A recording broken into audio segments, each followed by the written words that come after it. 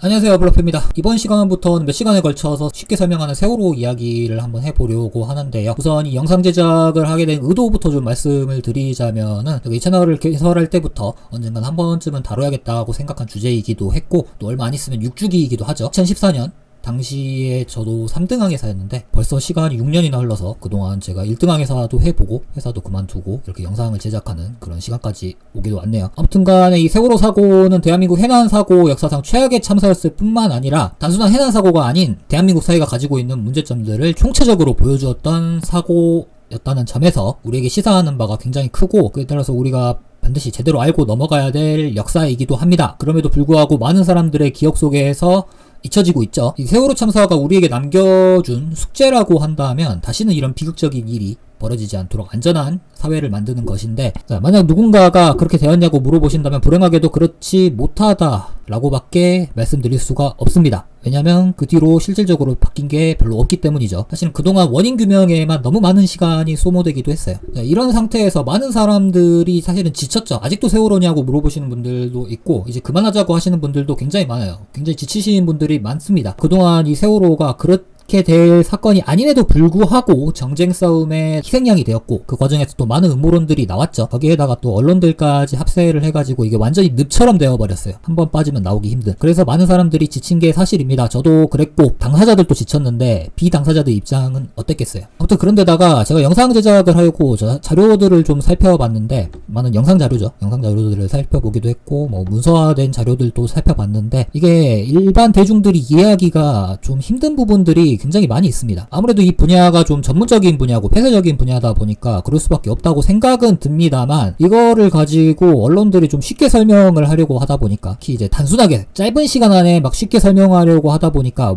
어떤 일이 생기냐면은 이분법적으로 생각을 해버려요. 이거 아니면 이거다. 이게 가장 사실은 위험한 거거든요. 그런 것 때문에 좀 오해를 불러일으키는 것들도 굉장히 많다고 생각을 하고요. 그래서 이렇게 외면을 하거나 오해를 하고 대충 넘어가는 것이 역사를 대하는 올바른 자세는 아니다 라고 생각을 해서 이번 영상을 제작을 하게 되었습니다. 다시 한번 말씀드리지만 저는 쉽게 설명드린다고 했지 짧게 설명드린다고 안 했어요. 몇 분 안에 설명 이런 거 안 할 겁니다. 최대한 자세하게 쉽게 풀어서 좀 길어지더라도 설명을 드릴 겁니다. 그래서 영상 제작을 할 때 몇 가지 주안점을 두고 하려고 하는데요. 첫 번째는 쉽게 설명하는 것, 일반 대중들의 눈높이에 맞춰가지고 쉽게 설명을 하려고 해요. 왜 그러냐면 저도 이 사고가 일어났을 때 주변에서 많이들 물어봤는데 제가 설명을 하다 보면은 많이들 이해를 못하세요. 왜 그러냐면 저한테는 당연한 게 그 사람들한테는 당연하지 않기 때문에. 그렇기 때문에 최대한 일반 대중들의 눈높이에서 맞춰가지고 쉽게 풀어서 설명을 하려고 노력을 할 거고요. 두 번째로는 정치적인 입장은 완전히 배제할 겁니다. 이거는 정쟁 싸움의 도구가 아니에요, 분명히. 또 이게 또 정치적인 입장이 가미가 돼버리면은 끝이 없습니다. 또 늪으로 변할 거예요. 또 안 끝나겠죠.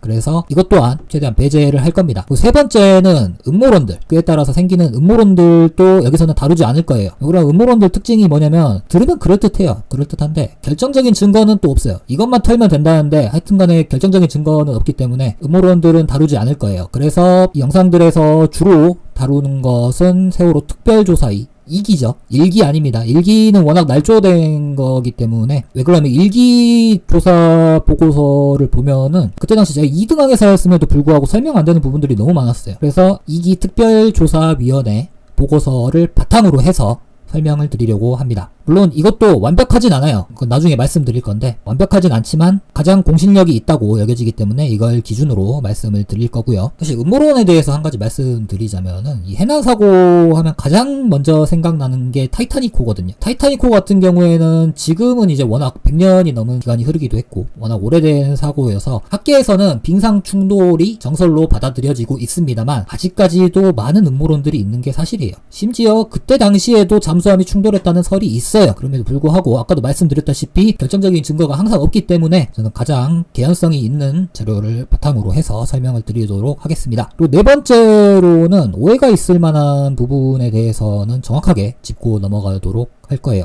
저도 처음에는 최대한 좀 짧게 해서 영상을 올려보려고 했는데, 그렇게 하다 보니까 이거 오해 소지도 너무 많고 또 빠진 부분들도 너무 많고, 이게 워낙 여러 가지가 얽히고 설킨 문제라 그래서 설명이 안 되는 부분들이 있어서 최대한 쉽게 풀어서 시간이 좀 길더라도 풀어서 오해 소지가 없도록 하는 것을 목표로 하고 있습니다. 그리고 마지막으로는 이 영상은 특정 집단을 비호하거나 또는 비방하려는 의도는 없습니다. 왜 그러면 저도 목포해양대학교 학생이기 때문에 이 세월호 사고에 많은 저희 동문들이 연루가 되어 있거든요. 그분들을 뭐 비호하려는 입장도 아니고 비방하려는 입장도 아니에요. 그냥 객관적으로 보려고 할 뿐입니다. 그분들 얼굴도 잘 몰라요. 본 적도 없고. 그래서 그러한 의도를 가지고 만든 영상은 아니라는 것을 말씀드립니다. 덧붙여서 말씀드리자면은 저도 어쨌든 간에 목포해양대학교생이기 때문에 이 많은 동문들이 연루된 이번 사건에 있어서 책임감을 안 느끼는 건 아니에요. 어느 정도 느끼고 있기 때문에 최대한 많은 일반 대중들에게 제대로 알려야겠다라는 생각이 있어서 이번 영상을 제작을 하게 되었고요. 이 영상을 제작하는 과정에서 최대한 쉽게 설명을 하려고 노력은 하겠지만 그럼에도 불구하고 이해가 되지 않는 부분이 있거나